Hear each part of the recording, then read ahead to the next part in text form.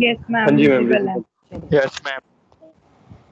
In today's lecture हम लोग लेंगे solution of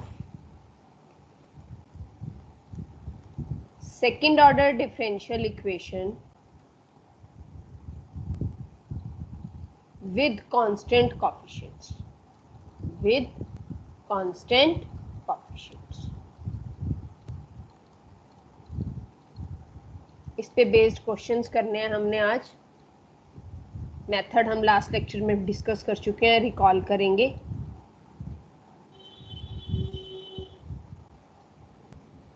सबसे पहला question, d2x upon dt2 plus 6 dx by dt plus 9x is equal to 0.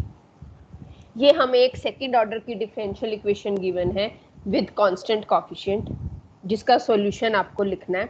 Method हम last lecture में डिस्कस कर चुके हैं, अब इसको रिकॉल करते हैं एक बार. क्या करते हैं हम, जो भी डिफरेंशियल इक्वेशन आपको दी हुई है, the very first thing which we do is हम उसको सिंबॉलिक फॉर्म में लिखते हैं.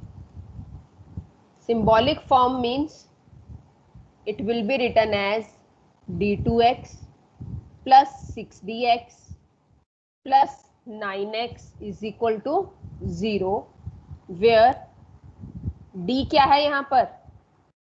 What is d? d by dt. Yes. हम लोगों को, क्योंकि हमें हैबिट होती है हमेशा y को डिपेंडेंट और x को इंडिपेंडेंट लेके चलने की, तो कई बार लिखते हुए ना हम गलती कर जाते हैं. यहाँ पे d by dx ही लिखा जाता है फ्लो में. हो सकता है एक आधी बार मैं भी करूँ ये चीज, तो ये चीज ध्यान रखना कि ऐसा नहीं होना चाहिए. जो इंडिपेंडेंट वेरिएबल है वही लेके चलोगे, जो डिपेंडेंट है वही लेकर चलोगे. और d2 क्या बन गया?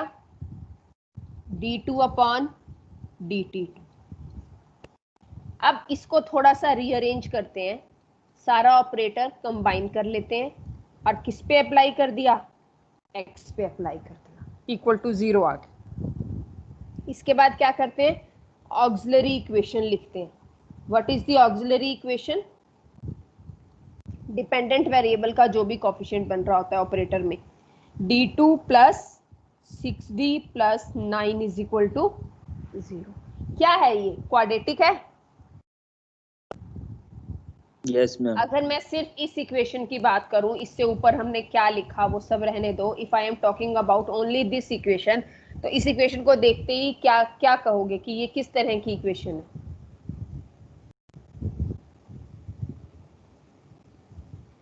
Which type of equation is this?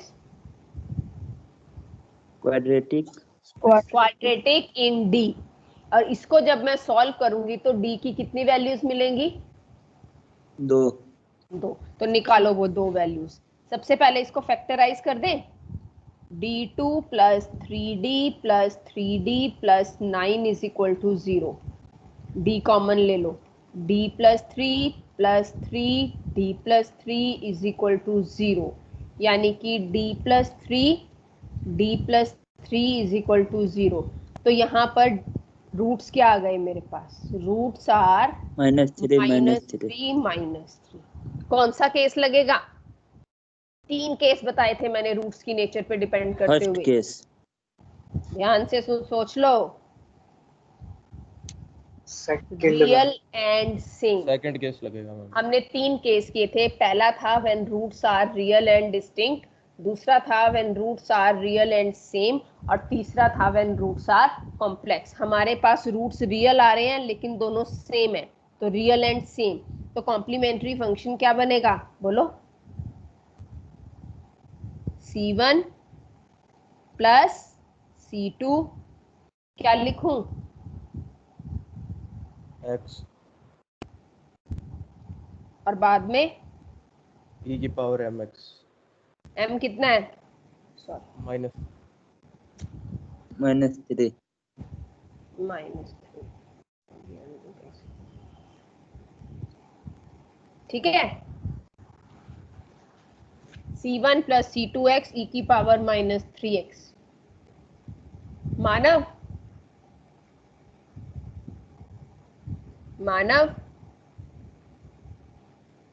हाँ जी मैम.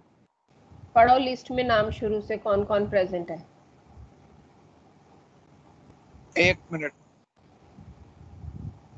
मैम। आकाशदीप रोहिला, अमन कुमार एक होल्ड पे है और एक दूसरा तो है अमित कुमार, नाम भारत पढ़ते जाओ, दीपांशु, मैं आगे अपने आप देखूंगी। भारत दीपांशु, दिव्या, गौरव, गौतम बटला, गुरवीर। गौरव, एक minute.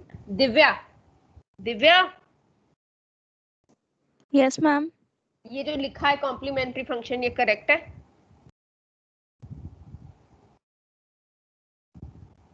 Yes ma'am. Very good. Gautam Batla, Gautam बटला,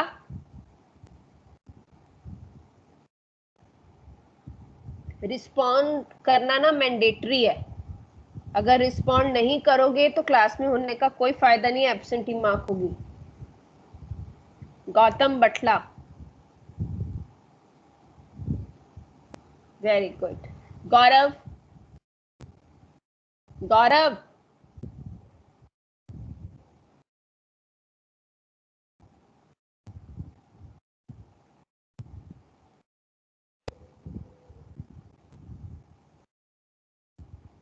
मानव नेक्स्ट पढ़ो।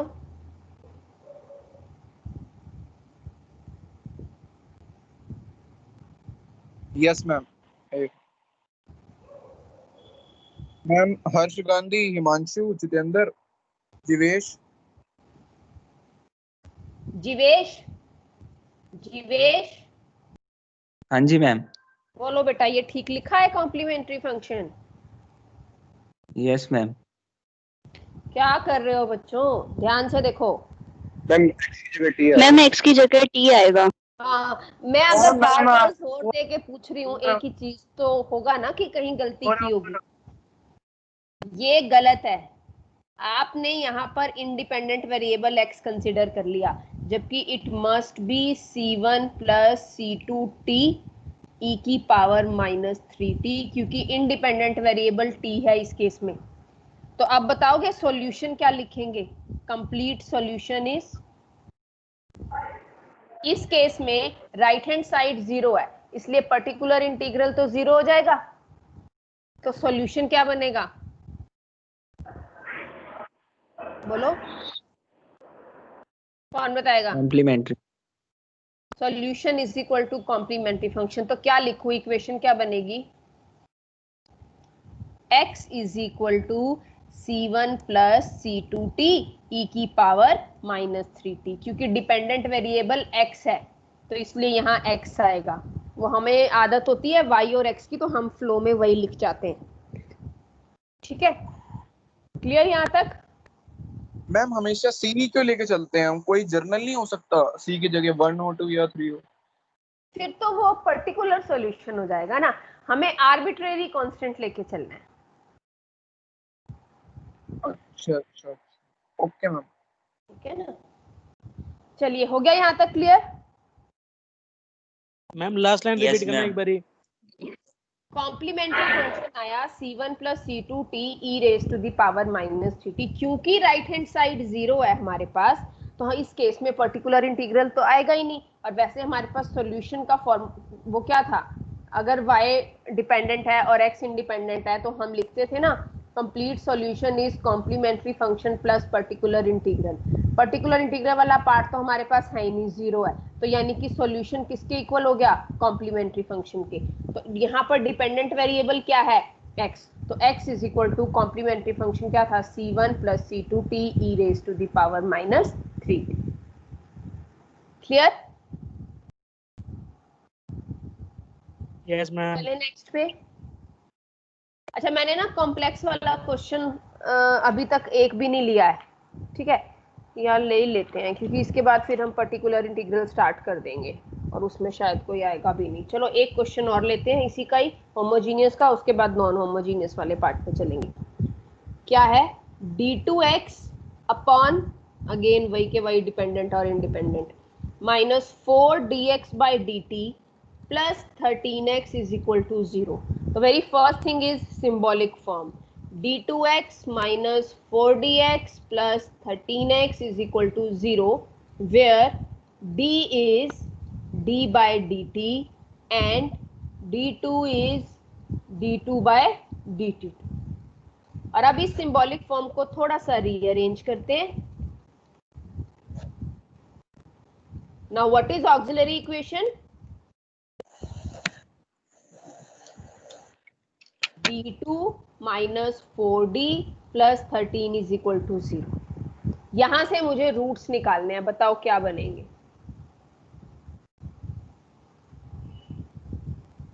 What will be the roots? निकाल सकते हो डायरेक्ट?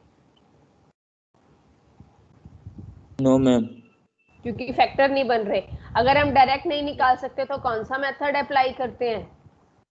अगर क्वाड्रेटिक इक्वेशन है तो रूट्स कैसे निकालते हैं? फॉर्मूला लगाते हैं minus B plus minus B square minus B square minus 4ac/2 है। तो लगाओ यहाँ पे क्या बनेगा? डी क्या आएगा? बी की जगह minus 4 plus minus under the root B square minus 4ac divided by 2a। क्या बन गया?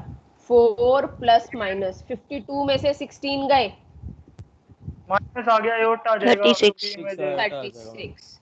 यानी कि 4 माइनस का 4 plus minus 6 iota divided by 2।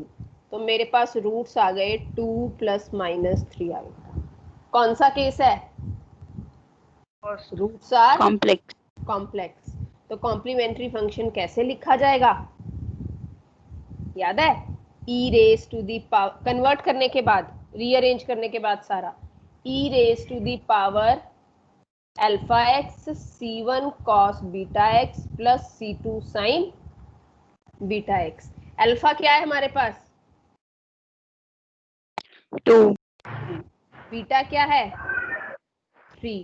तो e raise to power 2x c1 cos 3x plus c2 sin 3x and solution is x is equal to, oh sorry मैंने भी x लिख दिया गलती से, है ना? यहाँ तो t आएगा।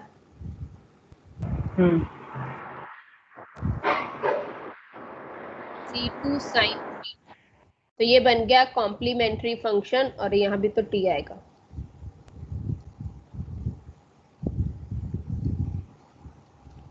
e raised to the power 2t c1 cos 3t plus c2 sin 3t, क्योंकि इंडिपेंडेंट वेरिएबल t था इसलिए। तो ये हमारे पास सॉल्यूशन आ गया इसका। अब हमने तीनों केसेस पे बेस्ड एक एक क्वेश्चन कर लिया, रियल और डिस्टिंक्ट पे भी, रियल और सेम पे भी, और कॉम्प्लेक्स पे भी। बट अभी तक हमने जितने भी क्वेश्चंस किए उसमें राइट हैंड साइड 0 थी। अब हम लेके चलेंगे जब राइट हैंड साइड में हमारे पास x का कोई फंक्शन होगा, यानी जहां पर हमें पर्टिकुलर इंटीग्रल भी निकालना होगा। वो कैसे करेंगे देखो। Now how to find particular integral.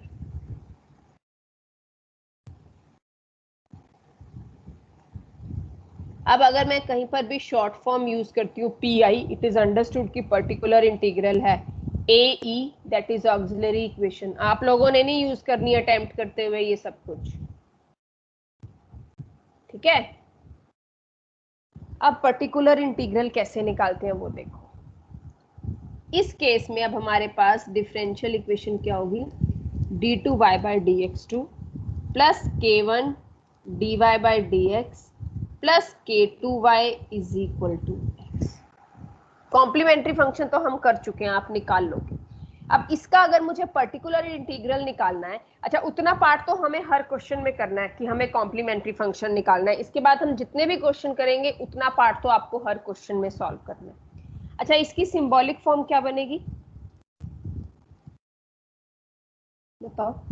d2y plus k1 dy plus k2y is equal to x। d2 plus k1d plus k2y is equal to x। ठीक है, उतना पार्ट तो आपने हर क्वेश्चन में करना है जितना हमने अभी रिसेंटली किया है कॉम्प्लीमेंट्री फंक्शन निकालने वाला।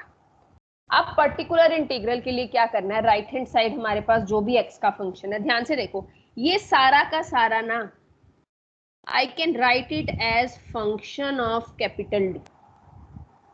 यहाँ D2 है, यहाँ D1 है, यहाँ D0 हो जाएगा क्योंकि कोई किसी भी ऑर्डर का डेरिवेटिव नहीं है. तो I can write this whole term as function of D. इसका मतलब मेरे पास ये बन गया फंक्शन ऑफ D. अगर मैं y पे अप्लाई करूंगी तो रिजल्ट x आता है. ठीक है. तो अब इस केस में पर्टिकुलर इंटीग्रल कैसे लिखा जाता है? पर्टिकुलर इंटीग्रल का मतलब है मुझे इस नॉन होमोजीनियस वाले पार्ट को सॉल्व करना है, यानी इसका एक पर्टिकुलर सॉल्यूशन निकालना है. ये f ऑफ d अगर राइट साइड पे जाएगा तो इनवर्स ऑपरेटर बनेगा, यानी कि it will be written as 1 upon F D, जो किस पे अप्लाई करना है? x पर. I can write it like this. जो लेफ्ट हैंड साइड पे ऑपरेटर था वो मैं राइट हैंड साइड पे डिवीजन में ले गई, यानी एफ डी, यहाँ पे एफ डी डिनोमिनेटर में आ गया. अब ये पूरा का पूरा ऑपरेटर आपको किस पे अप्लाई करना है? x पे, and you will get the particular integral. अब डिपेंड करता है कि ये हमारे पास फंक्शन किस तरह का बनता है. अब इसके बाद हमारे पास केसेस आएंगे डिफरेंट. ये चीज क्लियर है जो लिखी है मैंने कि ये पर्टिकुलर इंटीग्रल क्या है, कैसे लिखा जाएगा? 1 अपॉन एफ डी, किस पे अप्लाई करना है? x पर. और एफ डी क्या है यहाँ पर हमारे पास? What is F D? It is d2 plus k1d plus k2. यही तो था, इसी को तो एफ डी लिखा था. इस ऑपरेटर को इस पे कैसे अप्लाई करना है उसके लिए अब हमारे पास डिफरेंट केसेस हैं. यहां तक ये चीज क्लियर है सबको? हाँ जी. Yes ma'am. Yes, ma'am. अब देखो हम डिफरेंट केसेस लेके चलते हैं. केस 1, अगर राइट हैंड साइड वाला जो फंक्शन है वो एक्सपोनेंशियल है, देन पर्टिकुलर इंटीग्रल जिसको हम लिखते हैं 1 अपॉन एफ डी एक्स. ठीक है. हम क्या करते हैं? Put d is equal to a, provided f of a is not equal to 0. इस एफ डी में, इस d के वाला जो फंक्शन हमने लिखा है, इसमें d को किससे रिप्लेस कर देंगे? a से. पर ये ध्यान रखना है कि f of a not equal to 0 होना चाहिए, क्योंकि अगर f of a 0 हो गया तो ये तो इनफाइनाइट बन जाएगा. तो पर्टिकुलर इंटीग्रल क्या बन जाएगा? 1 अपॉन एफ ए e की पावर ax. ये x क्या है हमारे पास? It is nothing but e की पावर ax. तो पर्टिकुलर इंटीग्रल जो है वो ये आ जाएगा. कोई डेरिवेटिव नहीं करना, कोई इंटीग्रेशन नहीं करना, सिर्फ d को किससे रिप्लेस करना है? a से, provided f of a is not equal to 0. if f of a is equal to 0, अगर वो a पुट करने पे 0 बन जाता है तो इसका मतलब फेलियर आ गया, केस ऑफ फेलियर हो गया. ये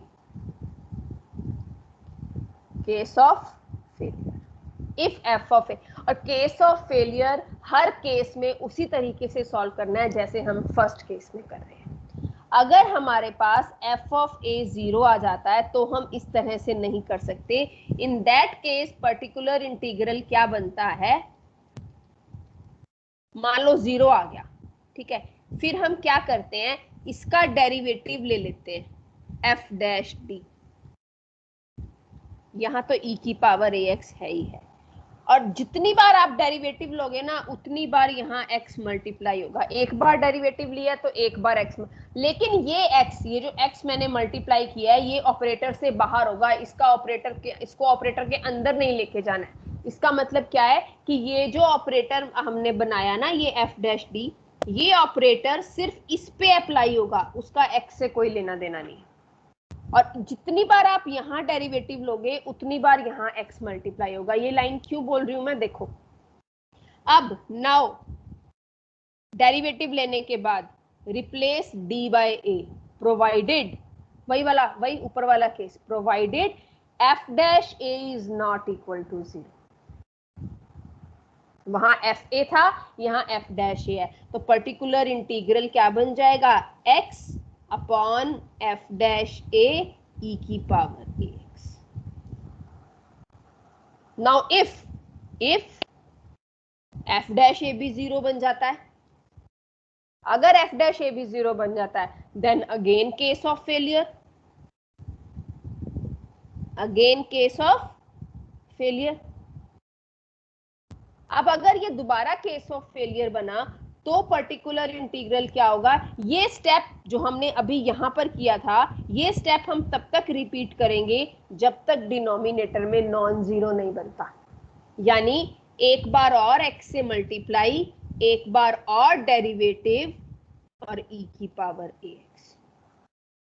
now put d is equal to a, तो पर्टिकुलर इंटीग्रल आ जाएगा a स्क्वेयर e की power ax upon f double dash a, और f double dash a not equal to 0। ये ध्यान रखना, अगर ये 0 बन गया तो एक बार फिर से ये स्टेप रिपीट करना है आपको, और तब तक रिपीट करना है जब तक डिनोमिनेटर में नॉन जीरो टर्म नहीं आता। और ये जो हम x मल्टीप्लाई कर रहे हैं हर स्टेप पे, ये ऑपरेटर के अंदर नहीं आता है। सॉरी, यहाँ x स्क्वेयर था, मैंने गलती से a स्क्वेयर लिख दिया। तो ये आपके पास पर्टिकुलर इंटीग्रल आ जाएगा। क्लियर है ये? दोबारा बता दो एक बार। हाँ जी, एक बार रिपीट कर देती हूँ। पहले इसका क्वेश्चन करेंगे, फिर अगले पे चलेंगे। देखो, जब भी आपको पर्टिकुलर इंटीग्रल निकालना है, राइट हैंड साइड पे सबसे पहले इसको सिंबॉलिक फॉर्म में लिख लिया। सिंबॉलिक फॉर्म में लिखने के बाद जब ये ऑपरेटर बनता है ना यहाँ पे, उसको मैंने एफ डी से डिनोट कर दिया। क्या बन गया? F D Y is equal to X. तो पर्टिकुलर इंटीग्रल का मतलब क्या है? हमें इसके लिए सॉल्व करना है। तो ये एफ डी अगर मैं राइट हैंड साइड पे लेके जाऊंगी तो डिवीजन में चला जाएगा, क्योंकि इधर मल्टीप्लीकेशन में है। जैसे जब आप इधर dy बाय dx मल्टीप्लाई होता है किसी टर्म से, तो उधर जाके dx बाय dy कर देते हो ना, तो समथिंग लाइक दैट। तो मैंने क्या किया, ये ऑपरेटर जो है वो यहाँ पे एज इनवर्स ऑपरेटर अप्लाई हो जाएगा, तो इस तरह से लिखा जाएगा। अब ये ऑपरेटर x पे अप्लाई कैसे कैसे होता है, उसके लिए हमारे पास डिफरेंट केसेस हैं। दैट डिपेंड्स कि ये जो राइट हैंड साइड पे हमने फंक्शन लिया है ना x, ये फंक्शन किस तरह का फंक्शन है। सबसे पहला केस लिया मैंने, अगर ये फंक्शन एक्सपोनेंशियल है। अगर फंक्शन एक्सपोनेंशियल है तो कुछ नहीं करना आपको सिर्फ इस पर्टिकुलर इंटीग्रल वाले रिजल्ट में d को किससे रिप्लेस करना है? a से। a क्या है? एक्सपोनेंशियल में x का कोफिशिएंट। और d को जब आप a से रिप्लेस करोगे तो पर्टिकुलर इंटीग्रल बनेगा 1 upon f of a e की power ax, provided f of a is not equal to 0। क्योंकि अगर f ऑफ a 0 बन गया तो 1 अपॉन 0 तो ये तो इनफाइनाइट आ जाएगा, तो वो केस ऑफ फेलियर बन जाएगा। और केस ऑफ फेलियर कैसे सॉल्व करना है? तब तक यही स्टेप रिपीट करना है जब तक डिनोमिनेटर नॉन जीरो नहीं बनता। क्या करना है? जो एफ डी था उसको डिफरेंशिएट करना है और इधर x मल्टीप्लाई करना है। ये x ऑपरेटर से बाहर होगा। जितनी बार आप यहाँ डेरिवेटिव लोगे उतनी बार यहाँ x मल्टीप्लाई होगा। वो डिपेंड करता है हमारा केस ऑफ फेलियर कब तक कंटिन्यू रहता है। ठीक है, तो यहाँ आपने डेरिवेटिव लिया, यहाँ x मल्ट। अब डेरिवेटिव लेने के बाद ना वापस हमने क्या किया था, जैसे एक्सपोनेंशियल वाले केस को सॉल्व किया था वही दोबारा अप्लाई करो। d को किससे रिप्लेस करो? a से, provided now f dash a not equal to 0।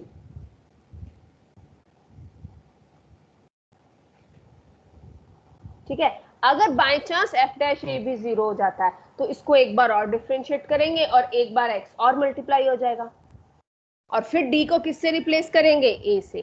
But ये ध्यान रखना कि डिनोमिनेटर में जो टर्म बन रही है, provided that must not be equal to 0। Otherwise ये मेथड, ये स्टेप्स तब तक रिपीट होंगे जब तक डिनोमिनेटर नॉन जीरो नहीं आता है। क्लियर है? Yes ma'am. चले इससे आगे। Yes ma'am. मैम आज रहने दोगे मैम? बिना क्वेश्चन किए ना बेटा, कल तक तो ये याद भी नहीं रहेगा आपको। मैम क्वेश्चन कराओ आप, मेरा नेट लैग हो रहा था बहुत, मैं आज कराऊंगा। ठीक है, जब तक इस पे बेस्ड क्वेश्चन नहीं कर लोगे ना तब तक मैं, बल्कि क्वेश्चन में तो ना मिक्स फंक्शंस हैं, तो मैं चाह रही थी कि एक मेथड और एक केस और करके उसके बाद क्वेश्चन करें। पर चलो, क्वेश्चन हाँ करती हूँ मैं, स्टेटमेंट खुद से बना के करते हैं, रुको एक second. For example,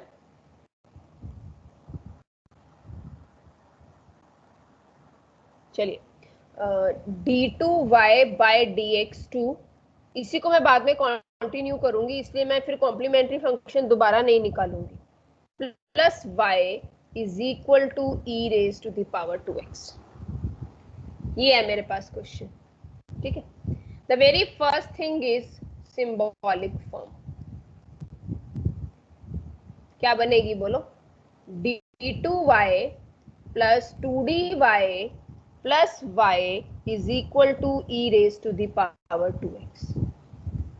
d2 plus 2d plus 1y is equal to e raise to the power 2x।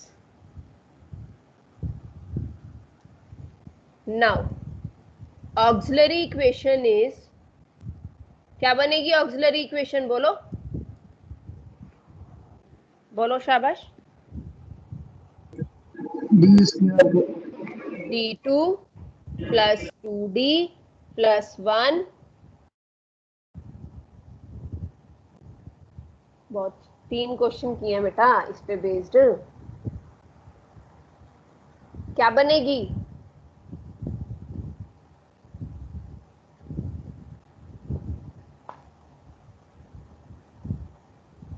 मानव,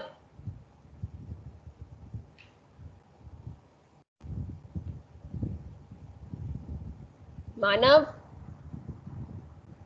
हाँ जी मैम। बोलो क्या बनेगी auxiliary equation? D square plus D plus,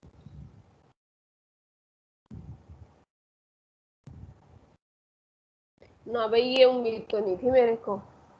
Jitendra,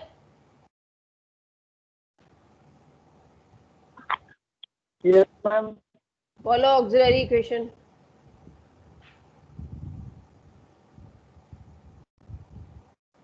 auxiliary दो इक्वेशन, हाँ,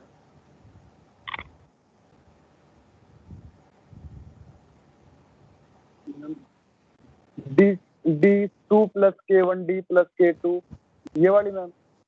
k1 k2 तो नहीं है ना, इस क्वेश्चन के हिसाब से बताओ ना। मैम वो जनरल होगी ना। हाँ वो तो जनरल हो गई, मैं तो इस क्वेश्चन के हिसाब से पूछ रही हूँ ऑक्सिलरी इक्वेशन क्या बनेगी। d2 प्लस 2d प्लस 1, आगे इतना तो मैंने भी लिख दिया। 4 into y is equal to x। Rishabh इसी क्लास में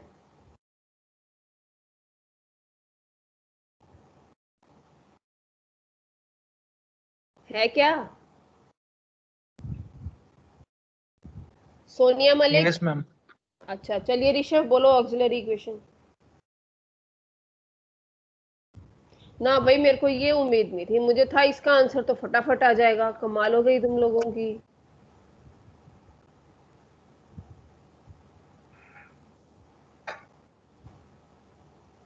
ma'am d2 plus 2d plus 1 equal to 0। हाँ बताओ, इतना सा बोलने में भी तुम लोग इतनी देर लगा रहे हो। ऑक्सिलरी इक्वेशन कैसे करते हैं? जो हम होमोजीनियस पार्ट का y का जो कोएफिशिएंट आता है ऑपरेटर वाला, उसको 0 के इक्वल ही तो रखते हैं। 3 क्वेश्चन कर लिए हमने इस पे बेस्ड। मैम वो पहले वहाँ पे राइट हैंड साइड में e की पावर 2x नहीं था ना, इसीलिए लग रहा था। तो बेटा मैंने क्या बोला था कि कॉम्प्लीमेंट्री फंक्शन के लिए हम होमोजीनियस पार्ट सॉल्व करते हैं, उसमें आप ये अज्यूम करके चलो कि 0 है। जब मैंने स्टार्टिंग में किया था तो इस डिफरेंशियल इक्वेशन को 2 पार्ट में डिवाइड करके बताया था ना, तो वही तो किया यहाँ।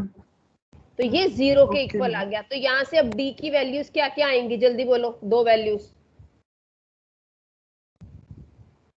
रूट्स क्या आएंगे इस इक्वेशन के? -1 तो कॉम्प्लीमेंट्री फंक्शन क्या लिखा जाएगा? C1 plus C2 e की पावर माइनस इक्वल e की पावर -6। अब ये आधा पार्ट सॉल्व हुआ है। हाँ जी, ठीक है। अब बताओ पर्टिकुलर इंटीग्रल क्या बनेगा? e की पावर 2x upon 9 आ गया। अरे शाबाश, किसने किया है ये? नाम भी बता दो। मैम आकाशदीप। गुड। पर्टिकुलर इंटीग्रल कैसे निकालते हैं हम? जो हमारे पास ये d का फंक्शन बन रहा होता है, ये राइट हैंड साइड पे जाके डिनोमिनेटर में चला जाता है। देखो मैंने यही लिखा, particular integral is 1/d2 + 2d + 1 × e की पावर 2x। ये यही वाली फॉर्म बन गई। देखो अभी जो हमने केस किया था, क्या करते हैं, d को क्या पुट कर देंगे? 2। अब d को जब आप 2 पुट करोगे, अच्छा अब ध्यान रखना, ये 4 आ गया, 4 आ गया, ये तो बाई चांस यहाँ पर नॉन जीरो बन रहा है। अगर ये 0 बन रहा हो तो यहाँ पुट मत करके दिखाना, बस ब्रैकेट में मेंशन कर देना, as f of a is not is equal to 0, तो this is case of failure. अभी आएंगे उस क्वेश्चन पे भी। तो ये कितना आ गया सॉल्व करके? 1/9 e की power 2x। Now what is the complete solution? Complete solution is y is equal to complementary function plus particular integral। complementary function क्या था?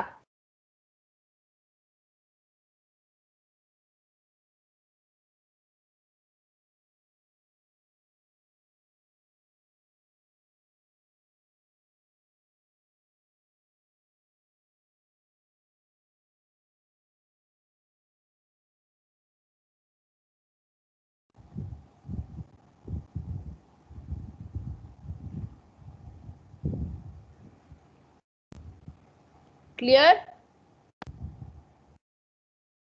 आवाज आ रही है मेरी? बहुत लैग कर रही है। वो बीच में कनेक्शन चला गया था, वो आ गया अब दोबारा। अब बताओ, अब कहाँ तक सुनाई दिया था? ये लास्ट वाली जो आपने क्वेश्चन लिखी है ना, कैसे लिखी है एक बार ये बता दो। पर्टिकुलर इंटीग्रल आ गया, कॉम्प्लीमेंट्री फंक्शन आ गया। हमने किया था कि किसी भी डिफरेंशियल इक्वेशन का कंप्लीट सॉल्यूशन हम कैसे लिखते हैं? y is equal to complementary function plus particular integral. Complementary function हमने ये निकाला था, c1 + c2x e की पावर -x प्लस पर्टिकुलर इंटीग्रल ये निकाला था। तो दोनों को ऐड कर देंगे तो कंप्लीट सॉल्यूशन बन जाएगा गिवन डिफरेंशियल इक्वेशन का। अब देखो इस कंप्लीट सॉल्यूशन में कितने आर्बिट्रेरी कांस्टेंट है? 2। और